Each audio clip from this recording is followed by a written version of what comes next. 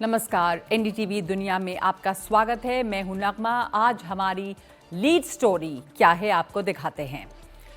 America के होने वाले राष्ट्रपति डोनाल्ड ट्रंप के उन बयानों को लेकर जिन पर घमासान मचा हुआ है, दिखाएंगे आपको क्या है डोनाल्ड ट्रंप के 5 वो बयान जिस पर मचा हुआ है हंगामा, और इसके साथ साथ दिखाएंगे क्या हो रहा है रूस और यूक्रेन की जंग में। ये लड़ाई तेज हो रही है, कहां से आए हैं यहां अमेरिकी और जर्मनी टैंक, और इसके साथ साथ क्यों विरोध हो रहा है। अल्बानिया की राजधानी तिराना में सड़कों पर उतरे विपक्षी दल के कार्यकर्ता। जर्मनी में क्रिसमस बाजार में कार हमले में मारे गए लोगों को श्रद्धांजलि देने के लिए चर्च के सामने फूलों का ढेर, और बोस्निया की तस्वीर जहां पे तेज बर्फबारी की वजह से जमी आधा मीटर तक बर्फ, इतनी ठंड में लाखों लोग बिना बिजली के। सबसे पहले दिखाते हैं आपको हमारी लीड स्टोरी। डोनाल्ड ट्रंप अभी अमेरिका के राष्ट्रपति के तौर पर शपथ लेने वाले हैं। जनवरी 20 तारीख को उनका शपथ समारोह होगा, लेकिन कुछ मुद्दों को लेकर वो लगातार बयान दे रहे हैं और एक के बाद एक इससे विवाद खड़े हो रहे हैं। उनको पलटकर जवाब भी मिल रहे हैं, लेकिन ट्रंप को इससे कोई फर्क नहीं पड़ता है। जो कहा है सो कहना है।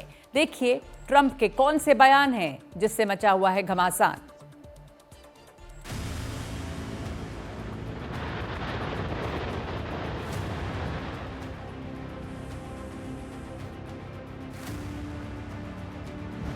भारत, ब्राजील, चीन पर भारी टैरिफ की चेतावनी, ट्रांसजेंडरों को सेना से बाहर करने की धमकी, कनाडा को अमेरिका का 51वां राज्य बनाने की बात, पनामा नहर पर अमेरिका का पूरा अधिकार और अब ग्रीनलैंड पर कब्जा।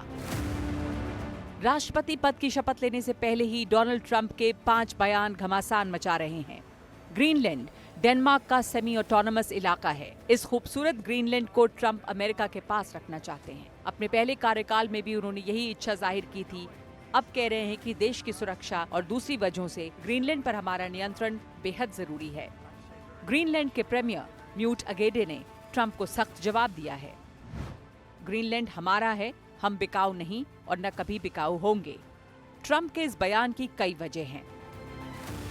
ग्रीनलैंड कई अहम खनिजों का भंडार है। दुनिया का 10% ताजा पानी यहीं पर है। सबसे बड़ी बात यह कि इसकी सामरिक अहमियत है। चीन का यहाँ बढ़ता आर्थिक दखल भी अमेरिका को पसंद नहीं। ग्रीनलैंड को लेकर ट्रंप का बयान नेटो देशों को लेकर उनके अनमनेपन का भी सबूत है। ग्रीनलैंड जैसी ही धमकी वो वैसे पनामा को भी दे रहे हैं। Our Navy and Commerce have been treated in a very unfair and injudicious way.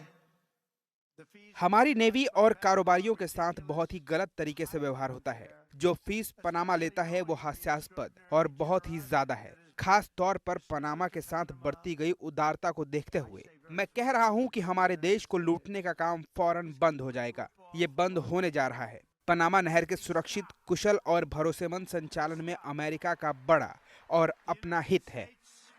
Has a big and vested interest in the secure, efficient and reliable operation of the Panama Canal. Panama नहर 1999 तक America के पास थी। Trump अब इस पर फिर से America का कब्जा करने की धमकी दे रहे हैं। पनामा नहर अमेरिका के लिए बहुत अहम है। हर साल 14,000 कंटेनर शिप इस नहर से गुजरते हैं। ये उत्तरी और दक्षिण अमेरिका के बीच है। इसकी वजह से अटलांटिक और प्रशांत महासागर के बीच की दूरी बहुत कम हो जाती है। जहाजों से पनामा फीस लेता है। ये नहर पनामा की आय का अहम स्रोत है। ट्रंप को पनामा के राष्ट्रपति ने भी फटकारा है और कहा कि पनामा की आजादी के साथ कोई समझौता नहीं किया जा सकता। ट्रंप 20 जनवरी को शपथ लेने वाले हैं, लेकिन इससे पहले उनके बयान लगातार विवाद खड़ा कर रहे हैं। अपने पड़ोसियों से लेकर हमेशा से अमेरिका के दोस्त रहे पश्चिम यूरोपीय देश तक उनके बयानों से असहज महसूस कर रहे हैं, और ये सब तो शपथ से पहले है।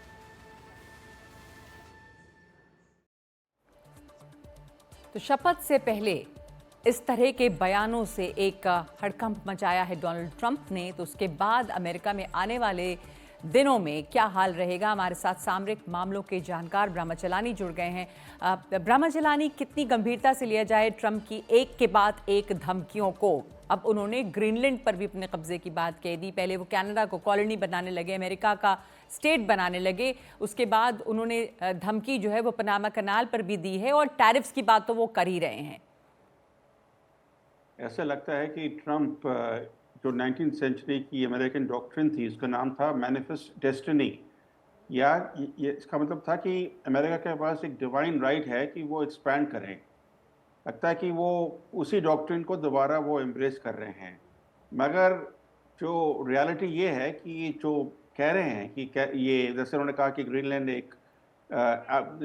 ग्रीनलैंड को ओन करना अमेरिका के लिए एक एब्सोल्यूट नेसेसिटी है, या पनामा कैनाल को दोबारा यूएस कंट्रोल में होना बहुत ज़रूरी है।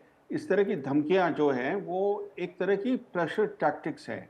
आप देखिए कि पनामा कैनाल के पीछे ये जो धमकी है, इसके पीछे वो क्या चाहते हैं? वो चाहते हैं कि पनामा अमेरिकन शिप्स पर अपनी फीस कम करे। जो शिप्स क्रॉस करती हैं पनामा कैनाल के थ्रू, उन पर जो फीस लगाता है पनामा, उस फीस को घटाने के लिए एक तरह का प्रेशर टैक्टिक ट्रंप ने अडॉप्ट किया है।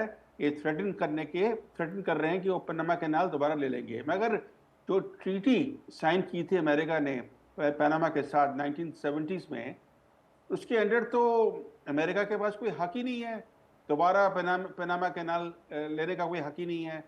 तो इस तरह की जो एम्प्टी थ्रेट्स है, या ये कहना कि भाई हम ग्रीनलैंड को खरीदना चाहते हैं, मगर ग्रीनलैंड के जो ओनर है डेनमार्क, वो कह रहा है कि ये हम ग्रीनलैंड तो हम बेचने के लिए तैयार ही नहीं है। लेकिन ये कह रहे हैं कि ये एम्प्टी थ्रेट से, और हम ये कह सकते हैं ब्रह्मा की ट्रंप जो है एक अच्छे बिजनेसमैन की तरह राष्ट्रपति बनने के पहले नेगोशिएशंस कर रहे हैं मोल भाव कि कहाँ उन्हें अच्छा सौदा मिल जाएगा। बिल्कुल, क्योंकि वो बहुत ही चतुर बिजनेसमैन हैं, और जहाँ पर भी वो अमेरिका के लिए कोई फ़ायदा देखते हैं तो वो कोशिश करते हैं कि उस अपॉर्चुनिटी को सीज करके अमेरिका का इंटरेस्ट एडवांस करें। भारत के खिलाफ भी कुछ ना कुछ करेंगे, क्योंकि उन्होंने पहले भी बोल चुके हैं कि भारत एक बहुत ही बड़ा अब्यूज़र है टैरिफ्स का और ट्रेड का। तो भारत के खिलाफ भी कुछ ना कुछ करेंगे जब दोबारा प्रेसिडेंट बनेंगे।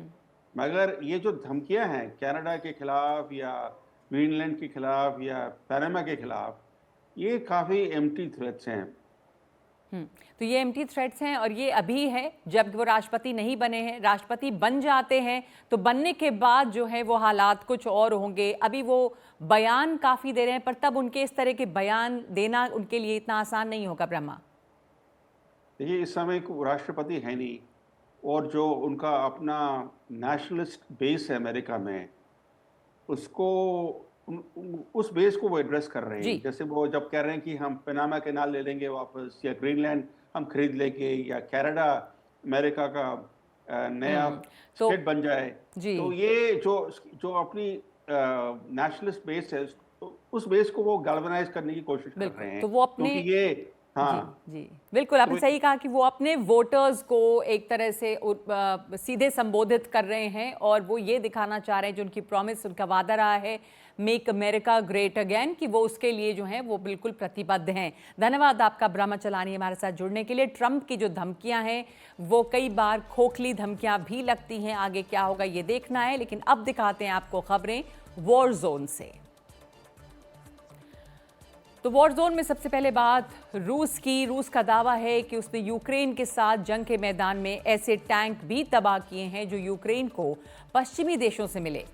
हाल के दिनों में जंग में तेजी आई है और रूस यूक्रेन दोनों ही एक दूसरे पर जमकर हमले कर रहे हैं।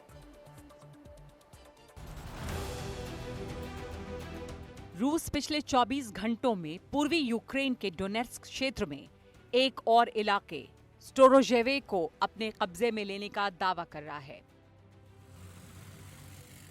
रूस का दावा है कि उसने कुछ दूसरे इलाकों में यूक्रेन के टैंकों और तोपखाने को भी नुकसान पहुंचाया है। दावा यूक्रेन के 14 ड्रोन गिराने का भी है। लेकिन जंग के मैदान में सबसे बड़ी खबर यह है कि अमेरिका और जर्मनी के टैंक रूस में पहुंचने वाले हैं। रूस का कहना है कि उसने कुर्स्क इलाके में यूक्रेन की फौजों को बहुत भारी नुकसान पहुंचाया है। रूस कह रहा है कि उसकी फौज ने ऐसे कई टैंक और तोपखाने नष्ट कर दिए हैं जो पश्चिमी देशों ने यूक्रेन को दिए थे। दूसरी तरफ यूक्रेन के राष्ट्रपति ज़ेलेंस्की ने कहा है कि कुर्स्क में 3000 से ज्यादा उत्तर कोरियाई सैनिक या तो जख्मी हुए हैं या उनकी मौत हो गई है। यूक्रेन कह रहा है कि रूस के अग्रिम मोर्चों पर 164 जगहों पर उसकी लड़ाई चल रही है। एक तरफ जंग खत्म करने की बातें तो दूसरी तरफ और तेज होती जंग। लेकिन राहत यह है कि रूसी राष्ट्रपति पुतिन के सहयोगी यूरी उशाकोव ने डोनाल्ड ट्रंप और पुतिन की बैठक की संभावनाओं को लेकर एक बयान दिया है। ये भी कहा है कि कई नेटो देश इस बैठक की मेजबानी करने के लिए उत्सुक हैं। शायद ये बैठक हो और इससे ही जंग खत्म होने का कोई रास्ता निकले।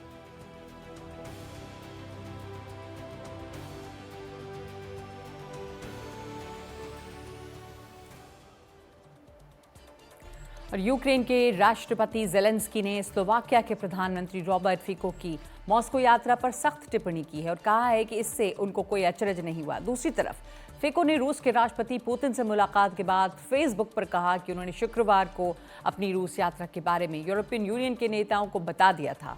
फिको ने कहा कि ज़ेलेंस्की ने गुरुवार को ब्रसल्स में कहा था कि वो यूक्रेन के रास्ते स्लोवाकिया को गैस भेजने के खिलाफ है। मॉस्को में उनकी बातचीत इसी की प्रतिक्रिया में थी। फिको ने कहा कि पुतिन ने पुष्टि की कि वो अब भी पश्चिमी देशों को गैस देने के लिए तैयार हैं। और इजराइल ने पहली बार ये माना है कि तेहरान में जिस ब्लास्ट में हमास नेता इस्माइल हानिये की हत्या हुई थी वो इजराइल ने ही की थी। रक्षा मंत्री इजराइल काट्ज़ हमलों की बात करते करते हानिया की बात कह गए। उन्होंने इसी तरह की बात सीरिया की सरकार गिराने को लेकर भी कही है।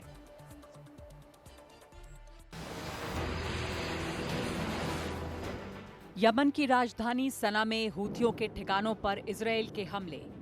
इजराइल ये भी कह रहा है कि ये हमले आगे भी जारी रहेंगे। हूथियों को सबक सिखाने की बात कहते हुए इजराइल के रक्षा मंत्री काट्ज़ ये भी कह गए कि हूथियों का वही हाल होगा जो हानिया, सिनवर और नसरुल्लाह का हुआ। ये हम बिल्कुल बर्दाश्त नहीं करेंगे कि हूती इजराइल पर लगातार हमले करते रहें। मैं चेतावनी देना चाहता हूं और कहना चाहता हूं कि जो हमने गाजा में सिनवार के साथ, तेहरान में हानिया के साथ और बेरूत में नसरल्लाह के साथ किया, वैसा ही हम सना में हूतियों के साथ करेंगे। यानी पहली बार इजराइल ने तेहरान में इस्माइल हानिये को मारने की बात मान ली है। 31 जुलाई को ईरान के नए राष्ट्रपति के शपथ ग्रहण के बाद एक ब्लास्ट में हानिये मारा गया था। शुरुआती रिपोर्ट्स में कहा गया कि इस्माइल हानिये को मिसाइल से मारा गया, लेकिन बाद में बताया गया कि मौत रिमोट कंट्रोल वाले बम से हुई जिसे कई महीने पहले गेस्ट हाउस में फिट किया गया था। इजराइल काट्ज़ ने हूथियों को चेतावनी देते हुए हमास, हिजबुल्लाह को मात के साथ ही ईरान की रक्षा प्रणाली को भेदने की भी बात कही है, लेकिन साथ ही ये भी कहा कि हमने सीरिया में असद की सरकार को उखाड़ फेंका। सीरिया में जो कुछ हुआ उसमें इजराइल का सीधा हाथ नहीं माना जाता है, लेकिन ये माना जा रहा है कि इलाके में ईरान की शह वाले संगठनों की कमर टूटने से असद की सरकार कमजोर हुई और उसे जाना पड़ा। गाजा के आसमान में मंगलवार को भी बड़े धमाकों का धुआं उड़ता दिखाई दिया। कुछ दिन पहले इजराइल ने सेंट्रल गाजा की एक रिहायशी इमारत पर हमला किया था जिसमें 7 लोग मारे गए थे, जिनमें से 4 बच्चे थे, 16 जख्मी भी हुए। इजराइल का कहना है कि उसने आतंकवादियों पर हमला किया है, आम लोगों की मौत के लिए हमास जिम्मेदार है और कहा कि वो रिहायशी इलाकों से अपनी कार्रवाई करते हैं। इजरायली प्रधानमंत्री नेतन्याहू आज कोर्ट में पेश हुए। करप्शन के मामले में उनकी कोर्ट में पेशी हुई है और इस बारे में ज्यादा जानकारी दे रहे हैं हमारे सहयोगी उमा शंकर सिंह। इजराइल के प्रधानमंत्री नेतन्याहू को अदालत में पेश होना पड़ा है। वे आज तेल अवीव की एक अदालत में गवाही के लिए पहुंचे। नेतन्याहू इजराइल के पहले ऐसे सर्विंग प्राइम मिनिस्टर हैं जिनको आपराधिक मामलों में कोर्ट में पेश होना पड़ा है। उनके कोर्ट रूम में पहुंचने का वीडियो भी सामने आया है। दरअसल नेतन्याहू के खिलाफ भ्रष्टाचार के मामले की सुनवाई जो है वो फिर से शुरू हो गई है। वे कोर्ट में 17 दिसंबर को पेश होना था उनको, लेकिन वो पेश नहीं हुए, जिसकी वजह ये थी कि वे गोलान हाइट्स के माउंट हरमन के दौरे पर थे, जो कि सीरिया की सीमा में है। और सीरिया की जो अंदरूनी हालत है, जो उथल पुथल है, उसका फ़ायदा उठाते हुए इजरायली सैनिकों ने हरमन हाइट्स पे जो कब्ज़ा है वो कर लिया है। तो उस दिन कोर्ट में डिप्लोमेटिक और सिक्योरिटी के आधार पर नेतन्याहू पेश नहीं हुए, उनको छूट मिल गई। लेकिन इसके बाद अब उनको कोर्ट में पेश होना पड़ा है। मामला यरूशलेम ज़िला अदालत का है, लेकिन सुरक्षा वजहों से ये जो सुनवाई है वो तेल अवीव ज़िला अदालत के एक ऐसे हॉल में चल रही है जो कि अंडरग्राउंड है और जहां सुरक्षा के तमाम बंदोबस्त हैं, वहीं पे नेतन्याहू जो हैं वो पेश हुए हैं। नेतन्याहू पर भ्रष्टाचार के 3 मामले हैं जिनमें उनका ट्रायल चल रहा है। उन पर धोखाधड़ी, ब्रीच ऑफ ट्रस्ट यानी कि भरोसा तोड़ने के साथ साथ घूस के मामले भी हैं। उन पर सिगार और शैंपेन के रूप में अवैध तोहफे के आरोप हैं। हालांकि नेतन्याहू ने अपने आप को बेकसूर होने की दलील कई बार दी है और कहा है कि ये मामले उन पर बिना आधार के बेबुनियाद तरीके से लगाए गए हैं। उन्होंने इसे पॉलिटिकल विच हंटिंग का नाम भी जो है वो दिया है और कहा है कि पुलिस, सरकारी अभियोजन पक्ष और मीडिया के एक भाग का ये मिलाजुला खेल है। इजराइल जो है कई मोर्चों पर युद्ध जैसी स्थिति में उलझा हुआ है। हमास के अलावा हुती, उसके अलावा हिजबुल्ला, और इन सब मोर्चों के बीच जो है पीएम नेतन्याहू को आपराधिक मामलों में अदालत में अपनी सफाई पेश करनी पड़ रही है। अदालत के कटघरे में उनको खड़ा होना पड़ रहा है। जजों के पैनल के सामने उनको जो पूछे जा रहे हैं सवाल, उनका जवाब देना पड़ रहा है। हालांकि इससे उनके राजनीतिक भविष्य पर तुरंत कोई खास असर पड़ता नज़र नहीं आ रहा। और आइए आपको दिखाते हैं कुछ और खबरें दुनिया के कोने कोने से। और अब दिखाते हैं तस्वीर अल्बानिया की राजधानी तिराना की, जिसमें वहां पे सरकारी विरोध में प्रदर्शन जबरदस्त हुआ और ऐसा कि सब कुछ थम गया। देश का मुख्य विपक्षी दल जो है उसने अगले साल के संसदीय चुनावों से पहले एक केयरटेकर कैबिनेट नियुक्त करने की मांग की है। नजरबंदी से रिहाई के बाद अपनी पहली रैली में विपक्षी पार्टी के कार्यकर्ताओं ने बारिश और सर्दी की परवाह न करते हुए 5 जगहों पर ट्रैफिक रोका। प्रदर्शनकारी प्रधानमंत्री ईदी रामा की वामपंथी विचारधारा वाली सरकार पर करप्शन और धांधली के आरोप लगा रहे हैं।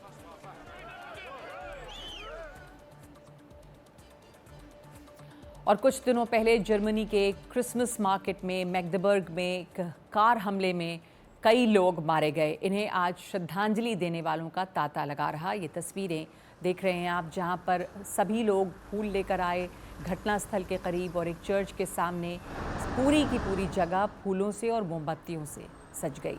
इस हादसे में 9 साल के एक बच्चे समेत 5 लोगों की मौत हो गई थी और लगभग 200 लोग जख्मी भी हैं।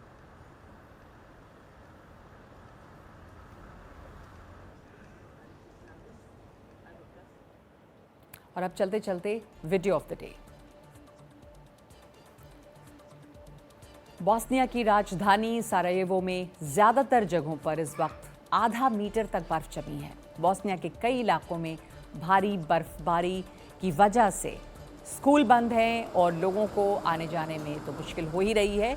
बिजली गुल है और इस वजह से इतनी ज़बरदस्त ठंड में लगभग 2 लाख लोग बिना बिजली के हैं। देश के कई इलाकों में ट्रकों और दूसरे भारी वाहनों को सड़क पर निकलने से मना किया गया है। नज़दीकी देश क्रोएशिया में भी यही हाल है। वहाँ भी कई इलाकों में सड़कों पर आना जाना बंद कर दिया गया है।